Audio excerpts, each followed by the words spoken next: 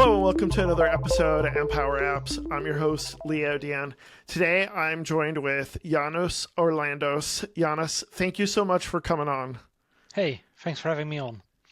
Yeah. For those who don't know, I've known Joannis for quite a while. We've collaborated quite a bit. So this is nothing.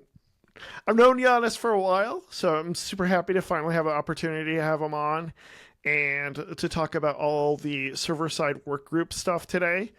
Joannis, I think you're Dutch guest number 7 maybe, or 7. 8. I'm surprised. Lucky number 7. I think so. I'll have to look in the show notes again and see. So I'm super happy to have another friend of the show from Netherlands on the show. Before we get going into the server-side working group, I'll let you go ahead and introduce yourself. Yeah, so I'm Joannis Orlandos, as you said, based in the Netherlands. I actually started with server-side Swift in 2015 when Swift was just released on Linux. I think it was a preview to Swift 2.2 or 2.3, and before that moment, I didn't even know about Swift. Like a friend of mine, Robert Brandsma, actually introduced me to Swift when it was open source. I was a Linux user, didn't even have a Mac or an iPhone. Never even considered it, to be honest. So I actually started server-side Swift when that was first possible. Yeah, and, that's awesome. Over the years, I didn't know that. Yeah. You didn't know? So. Oh, I didn't know that you were a Linux user. So what did you what were you running, like Linux on the desktop? Yeah, I had a custom-made laptop. Okay. I used Arch Linux. You know, when you use Arch Linux, you have to tell everyone. Yes. It's a bit of a... I actually had a desktop with Arch Linux before I went whole hog into development in the Apple space. So that's hilarious.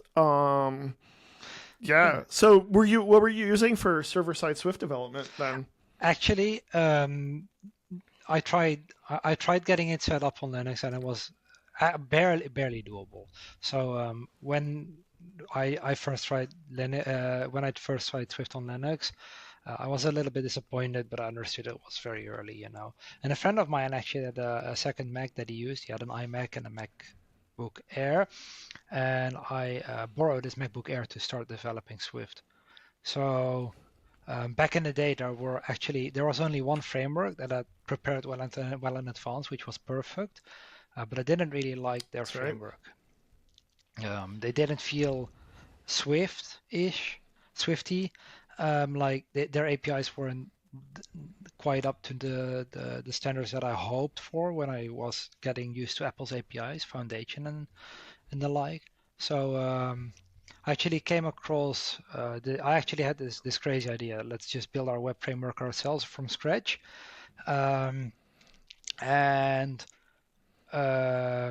Yeah, that proved a little bit more difficult than we anticipated back then, because there was nothing, right? There's no way to open. There's probably not socket. even a Swift Neo at that point. Swift Neo didn't exist for years to come.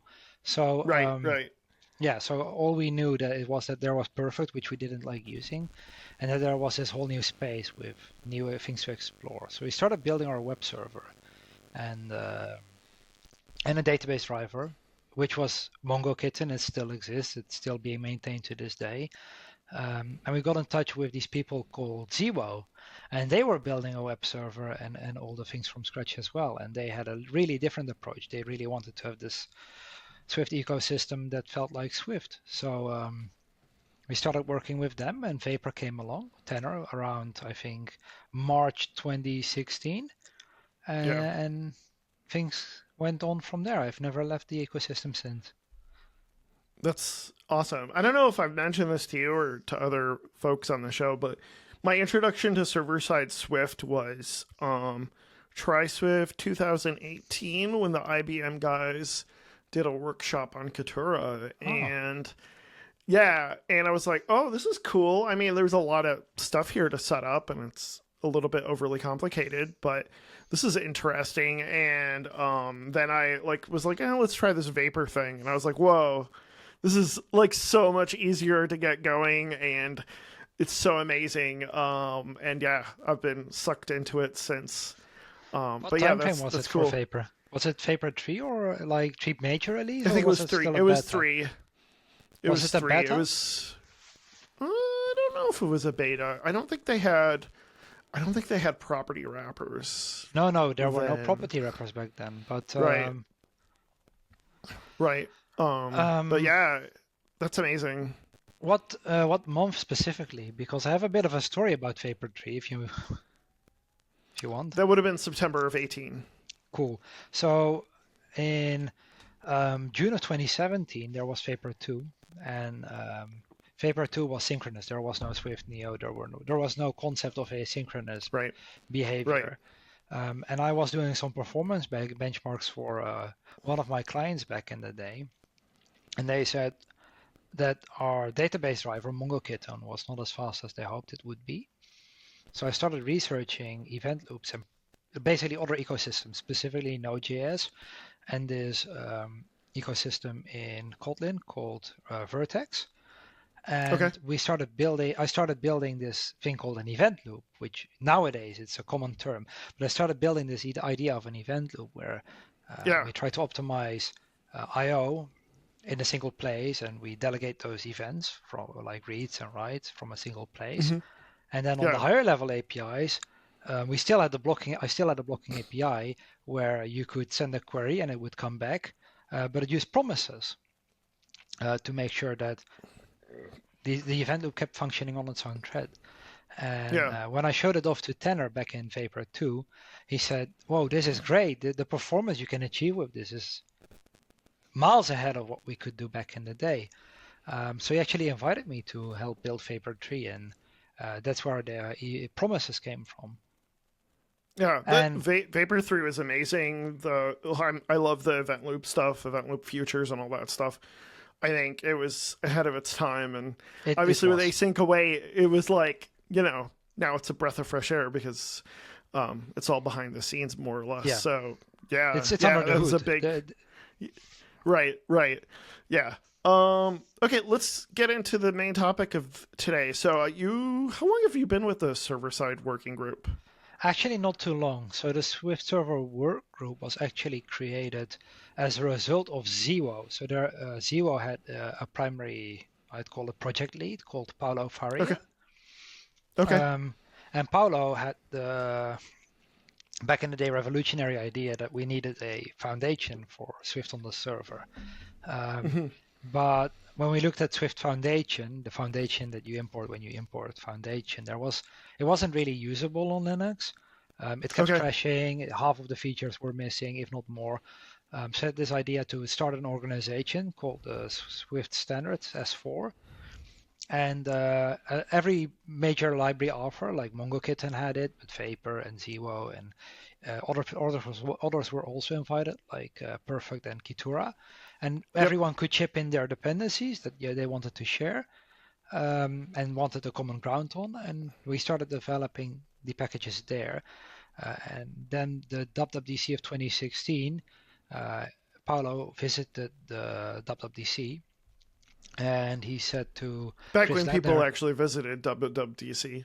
yeah, before COVID and the whole, but and yeah, he visited WWDC and he talked to Chris Ledner and said, this community is growing and Swift on the server has a Hmm. real active ecosystem that people are getting interested in. So he wanted this informal collaboration between library authors to become more formal, and that's actually the foundation of the Swift Server Workgroup as it was back in the day. I actually didn't join until March this year.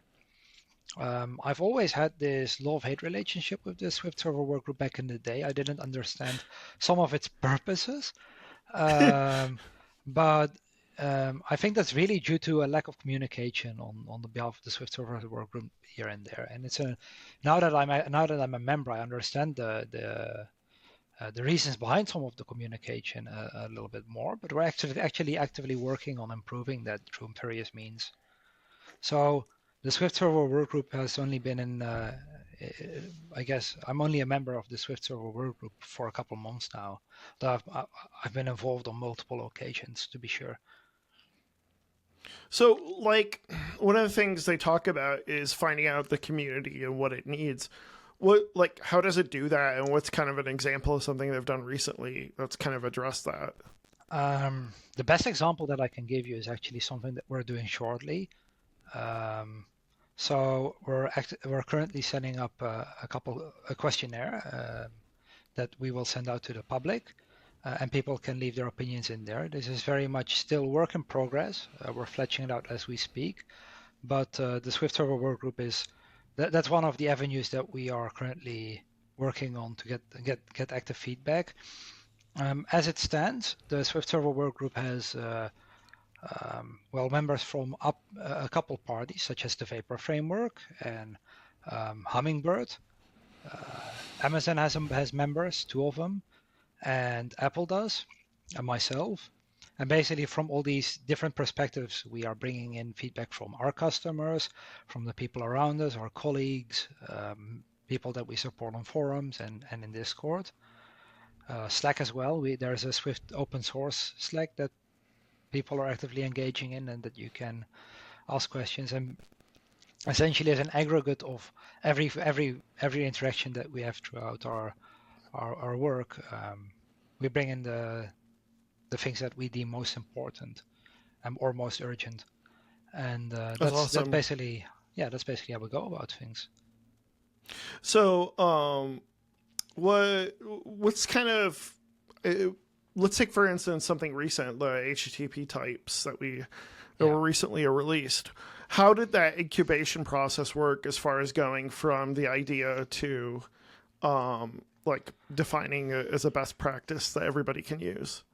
So the HTTP types actually originate from 2 different perspectives. So there is a demand for a shared HTTP type between iOS and the backend. A lot of people that develop Swift on the server also have an iOS app that they want to support using a URL session.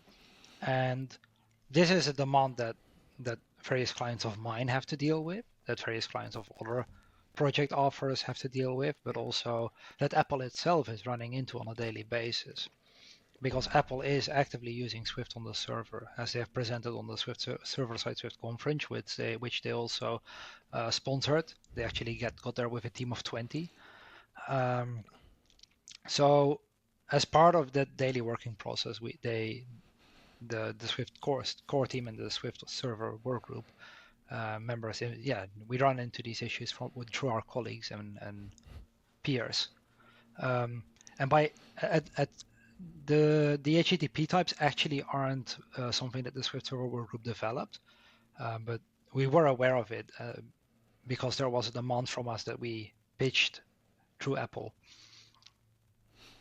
Let's just deep dive into that a little bit more. Yeah. What's your favorite part about the HTTP types?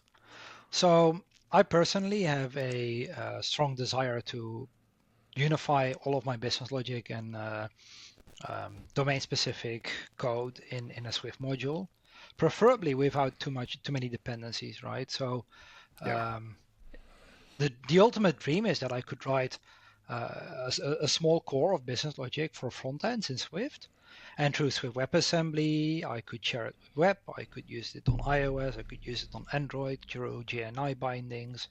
That's the ideal situation that I envision, that you define your business logic in Swift once and you use them on the various platforms. If you have a platform neutral package such as HTTP types, you could then represent these in various create these through various means, right? So Swift Neo could read this information into an HTTP type, which you use on Swift on the server, and then any business logic that creates or processes HTTP requests could be done through just a single code base. So there's no need for abstraction layers. Yeah, exactly. It's boilerplate code that I've written so many times that I think you and many, yeah. So yeah, I totally get it. Yeah. There's a couple of questions I wanted to ask. Yeah. And I don't know how much you know about it, so feel free to just say, "Oh, I really am not aware of that." But you mentioned WebAssembly. How is that coming along as far as like Swift to WebAssembly for essentially web pages, web applications. Where does that stand right now? So Swift WebAssembly has gotten pretty mature, although they have taken a bit of an unexpected hit when it comes to the development of the entire thing. So one of the project leads actually started working for Apple. So by doing so, the project lead gets to work on a lot of similar problems that Swift WebAssembly used to run into, such as toolchain support in Xcode and in Swift Package Manager. You can see his pull request in public, and he's doing similar work. Now, you could conclude that Apple is working on Swift WebAssembly, or you could think that Apple now just has similar interests. I don't know, but and even if I would know, I probably couldn't share. But I mean, that's the truth. But fundamentally, have you played around with it at all? I have, yes. One of the main problems with Swift WebAssembly is not the WebAssembly itself. So Swift WebAssembly actually works really well and is up to date, even with Swift 5.9. So even as the new features like parameter packs and macros are coming out, they support it. The main issue with Swift WebAssembly as it stands is just the ecosystem of libraries. So I think where Swift on the server was in 2017, 2016-ish, that's where I guess Swift WebAssembly is ahead of there in the sense that they have a larger language support base, but it lacks that in libraries. Sorry, I want to keep going down this rabbit hole. Sure. My biggest problem with WebAssembly has been just like trying to get the tooling to even like make that first step. It was a lot of like custom tooling to get it going. Whereas with like Vapor, it's just running Swift to compile it. Like you could run it in Xcode. You just bring in the Swift package and you're good to go. Whereas with WebAssembly, there's like a lot of tooling prep that I had to get going. Is that still the case? That is still the case. So those are limitations that maxes you out of the previous offer of Swift WebAssembly and currently working at Apple. That guy, he's working on that as we speak. And on similar problems as well. Like he has more projects under his belt. But in general, that's definitely one of the main issues that we're currently facing. But I've recently started adopting the Visual Studio Code plugin a little bit more. We're actually using that for everything except iOS in my company right now. And so long as you set up the right tool chain and have Carton running in the background, it works really well. Yep. Okay. So one thing I wanted to talk maybe about. So here's a question.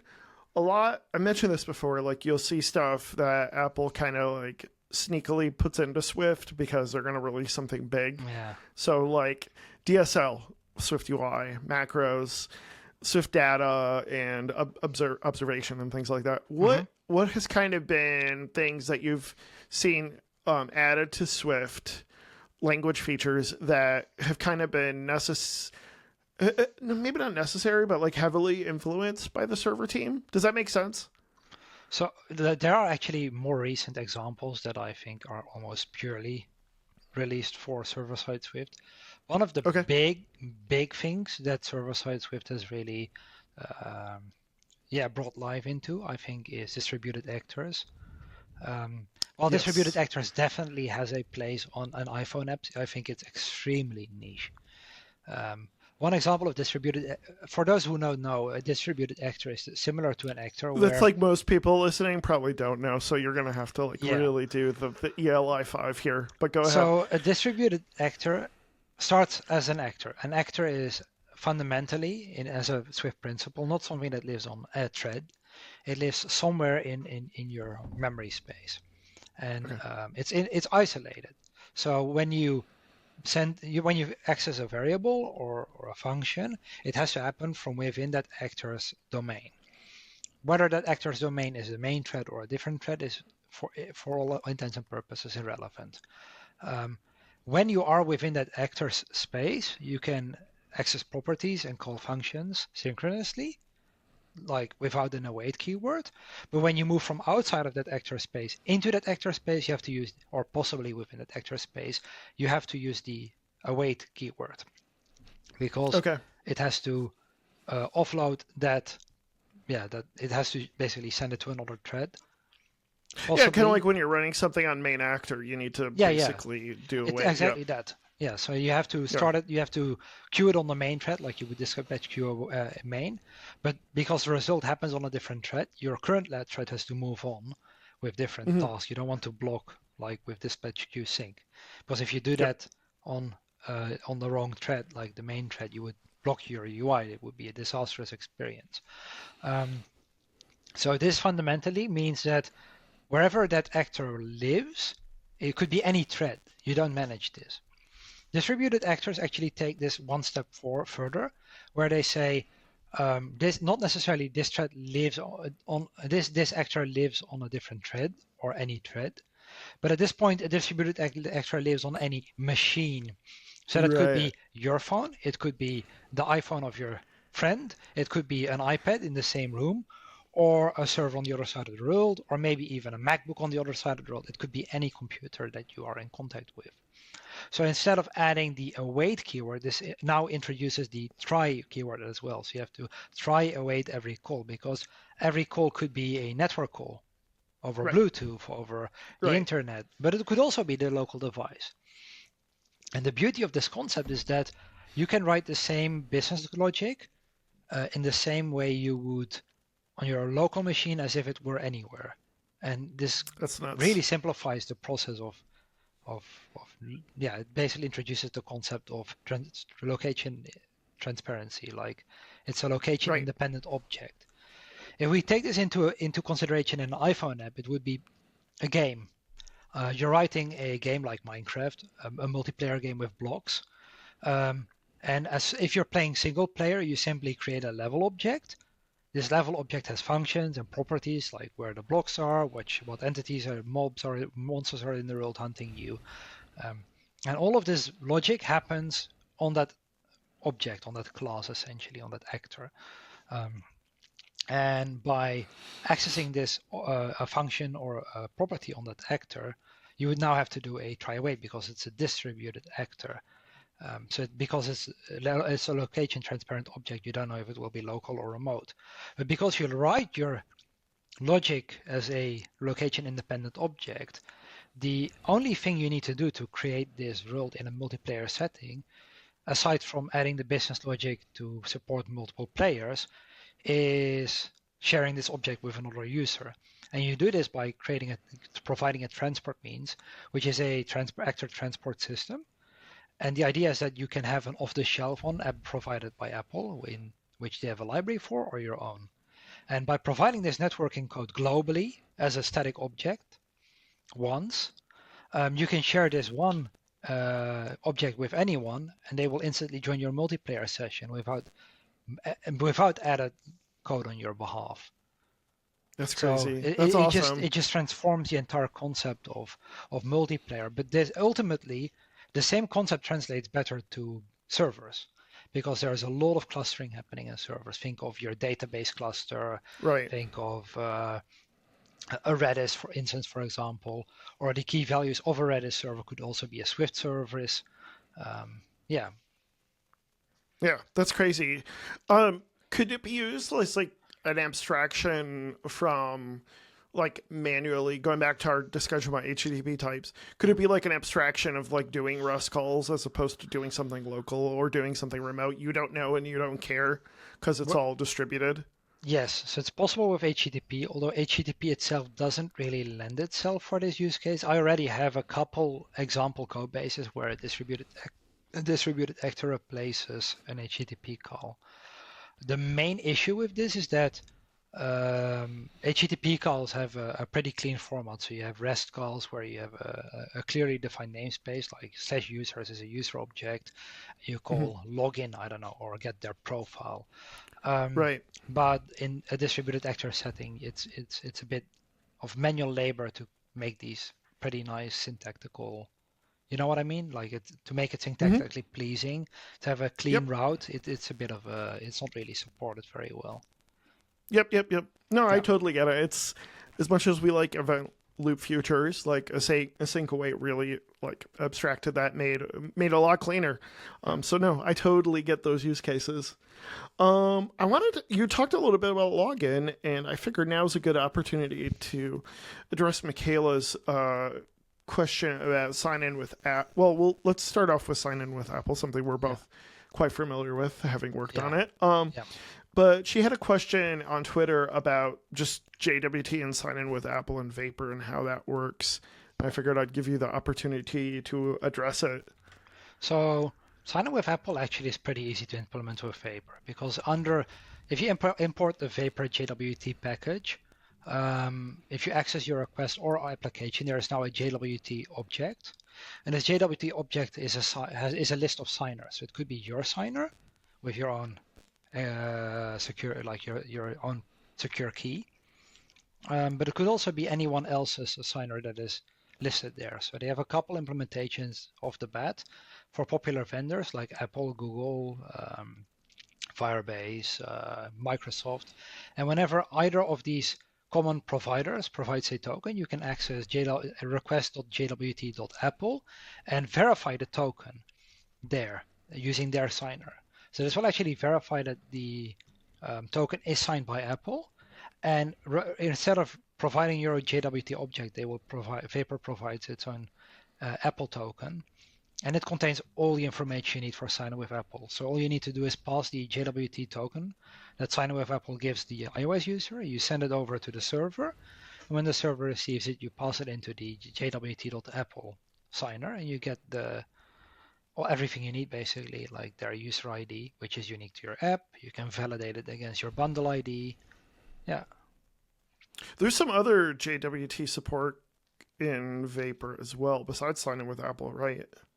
Yeah, so they provide a lot of vendors that you can interface with, common vendors, but they also allow you to add custom vendors or create your own vendor from So, like, what are the same examples of other vendors they support on Vapor?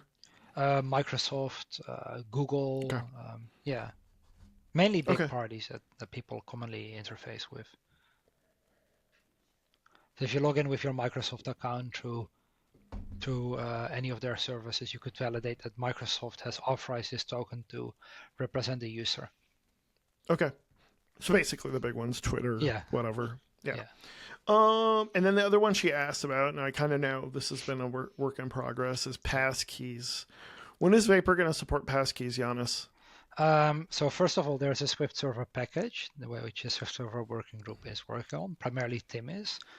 And it's mostly done. I believe it's in a testing documentation phase, so final steps. But yeah, like I can't fill in this agenda, of course, but I think it's pretty close, like estimation 142. That's my estimation, but can people help if they are interested in testing it out? Totally. So one of the main things that people ask when they want a new feature in the Swift Server ecosystem is usually, like when can I start using it? And most of the time, the answer is you can already start using it, but there is a possibility that the API will break. Breaking changes. Breaking changes are scary, But if you depend on an exact version and test that, so you would rely on a specific tag, you're guaranteed that for the time that your application is working, your application will stay working, source code compatible, but it won't get any updates. However, by the more people that adopt these, or at least attempt to adopt these packages that are in pre-release, the faster we get the feedback. The faster that we get the feedback, the earlier we feel comfortable releasing a package. So I wouldn't use this in production, but it definitely helps. You wouldn't use it in production, but a lot of people would. So Sure, but if you could, maybe you could supply the repo URL, and then we could put that in the show notes. That'd be great. Yeah. That's funny because we've done a lot of work where we've dealt with breaking changes. Redis, you've picked that project up recently. Yes. We're on an exact version with that, and then with APNS, push notification support in Vapor, which is really solid. I love it. There's been breaking changes there, so yeah, I totally get it. That's the fun stuff to deal with. Was there anything else you want to talk about when it came to authentication? No, I don't think so. No. Okay. Yeah, I see all of Ricky's posts on Mastodon and Twitter, and I'm just like, when can I try that out on my server? So yeah, that's exciting to hear. Let's talk about the one presentation we got at DubDub this year that we can talk about. That's the new OpenAPIKit. You want to explain what this new thing is that they revealed at DubDub this year? Sure. So OpenAPIKit is actually not an Apple library. It's a community library that Apple adopted. And an OpenAPIKit fundamentally is just a codable set of codable types that libraries can use to support OpenAPI. And supporting OpenAPI actually can go in two ways. So you have generators and serializers. Okay. What the traditional way that Vapor users used to do OpenAPI is by generating their OpenAPI documentation from their source code. In this case, the Swift source code is leading. So you define your codable types. Usually, in most use cases, you would use codable to reflect through the object, and it would generate the OpenAPI specification from each of the properties your model has. The nice thing about this project, the way these people tackled OpenAPI with OpenAPIKit is that you have an existing code base without OpenAPI. You do a couple minor changes, maybe a couple hours of work, and you can introduce OpenAPI into your project. You set up a new route and it generates the YAML or JSON. And we actually implemented it in one of our projects as well, Leo. As you might definitely remember. But one of the problems that we also experience in that implementation is that because it uses codable for reflection, it's pretty difficult, if not impossible, to document everything thoroughly. So if you want to have a username property or an email address and you want to annotate this username is case insensitive, there is no way currently to add these comments in an easy way because it uses codable, and there is no way, at least not pre-Swift 5.9, to annotate types or variables. So you couldn't hijack the doc.c. No, you couldn't hijack the doc.c. You can with 5.9, which is a separate topic, I think, entirely, macros.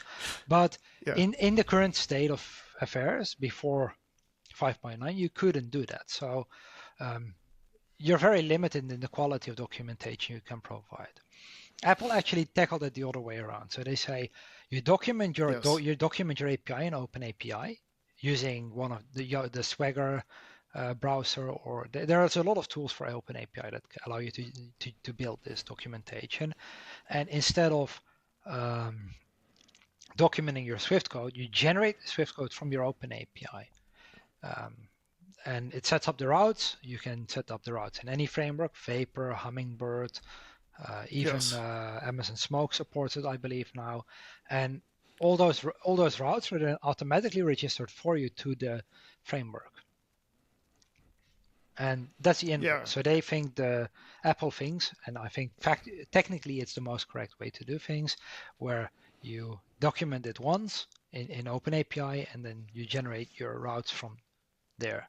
And just one part you just I don't know if you mentioned it, but so there's a Vapor plugin, right, where you throw in the YAML more or less, and it hooks up to your Vapor. But there's also, you throw in the OpenAPI for your iOS app, and it produces the network calls that you can make in the iOS app as well. So it works on both the server and the client, I believe, right?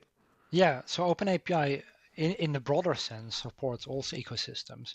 The way Apple's setup works is that because the ecosystem for OpenAPI is so enormous, you simply need just the documentation that you have already created to import it into Postman. And all of a sudden you have the entire Postman collection with all your APIs available. And with the same click of a button, you can generate your Android client or your web client for Vue.js. And it's only one step really that you need to do once you have the documentation. with HTTP types and this, they pretty much killed two of my side projects I've been working on for the last year. I'm sorry to hear that.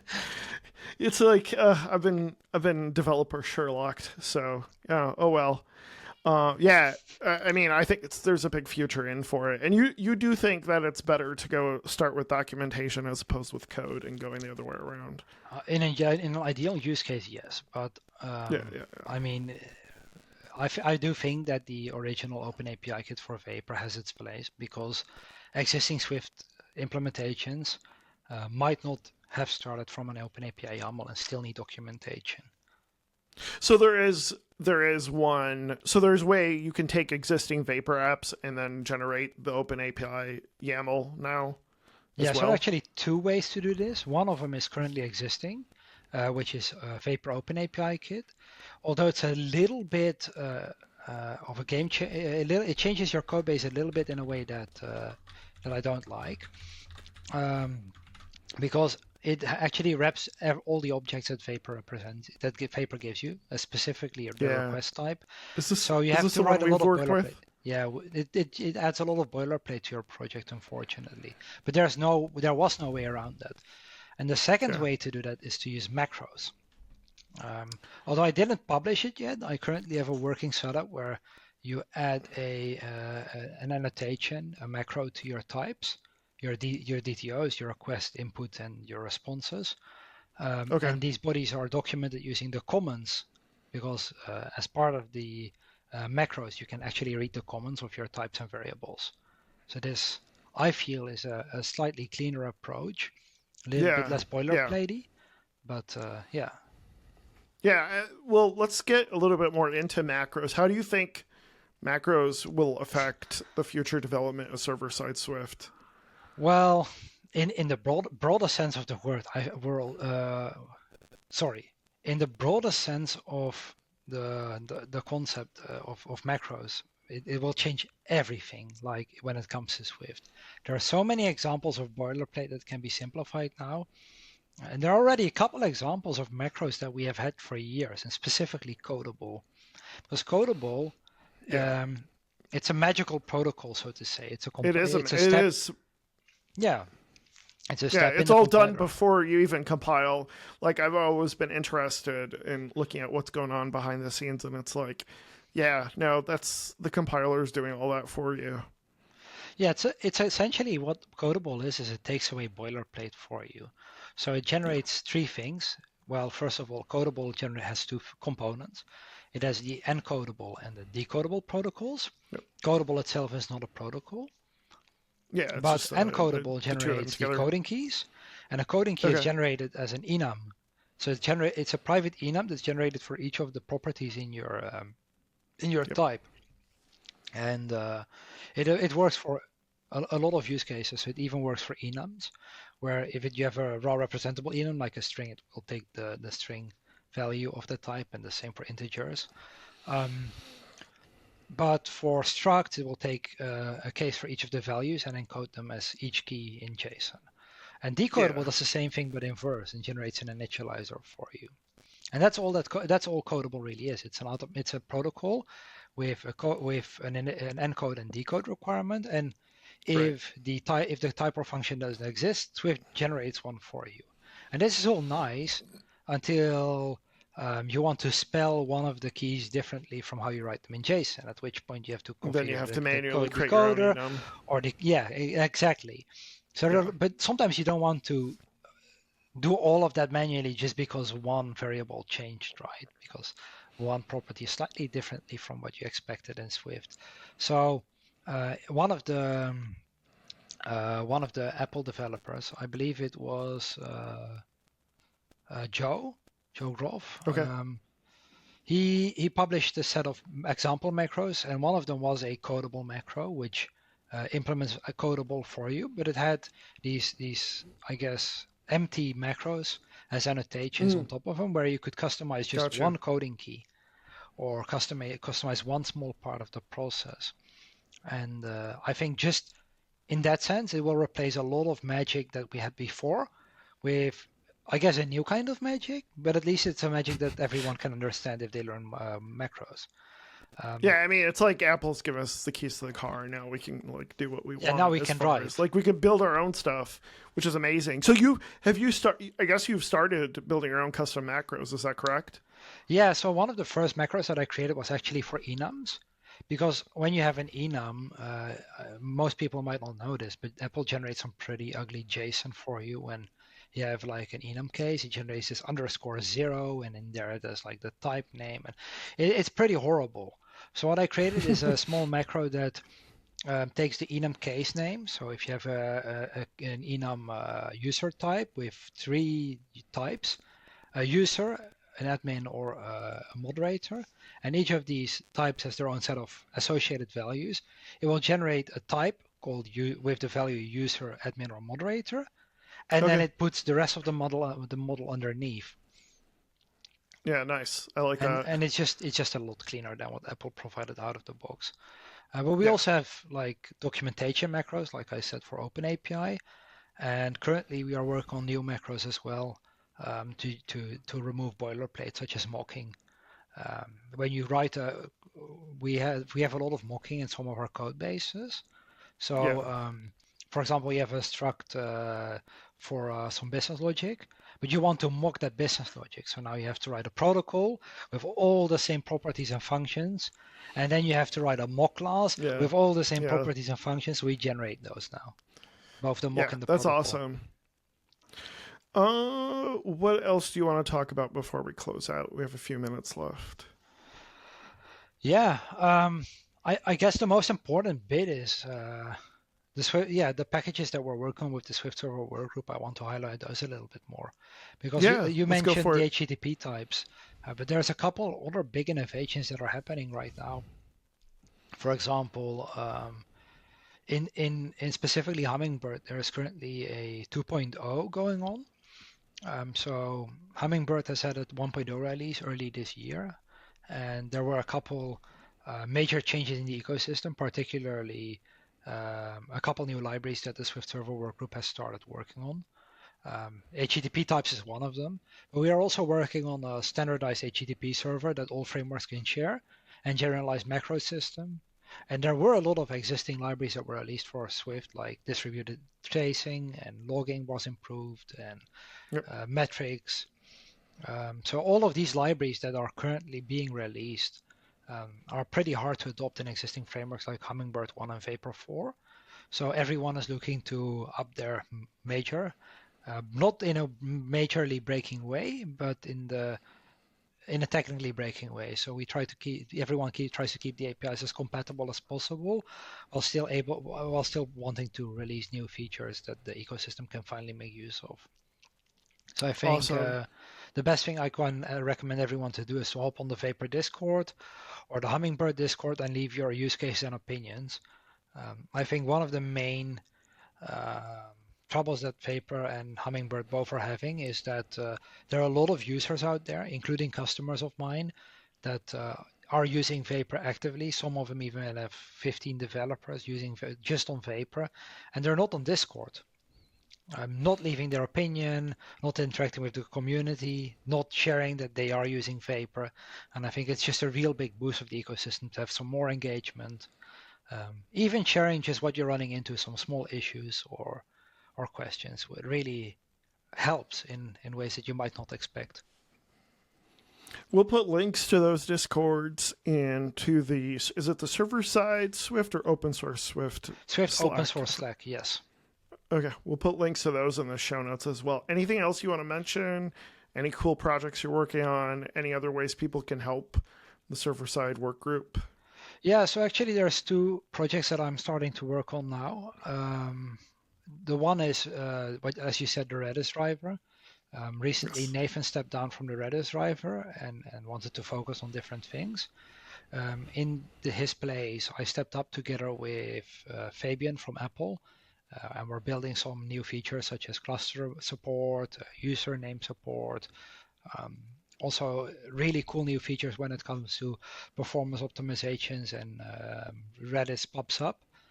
On the other hand, there is a new project that I'm actually planning to formally announce next week, which is Mongo Neo. And Nice. Mongo Neo is a new foundational library, basically Postgres Neo, a foundation library for people that want to work with MongoDB. It will remove all of the high-level APIs that MongoKitten offers and just focuses on the core, so that other people can vendor their own MongoDB-based implementations on top. Cool. That will be announced probably around the time I release this, so perfect. Yeah. Joannis, thank you so much for coming on. I really appreciate it. It was good to finally have you on the show. Where can people find you online? I'm mainly active on Twitter at Joannis Orlandos. You can also find me on GitHub with my first name, Joannis. Awesome. Joannis. People can find me on Twitter at LeoGDion, Mastodon at LeoGDion at c.im. If you're watching this on YouTube, please like and subscribe. And if you're listening to this podcast, please give me a review. If there's something you want to talk about or something you want to hear about, let me know. Send me a tweet or two or email or whatever. Thank you so much, everybody, for joining me, and I look forward to talking to you again. Bye. Bye.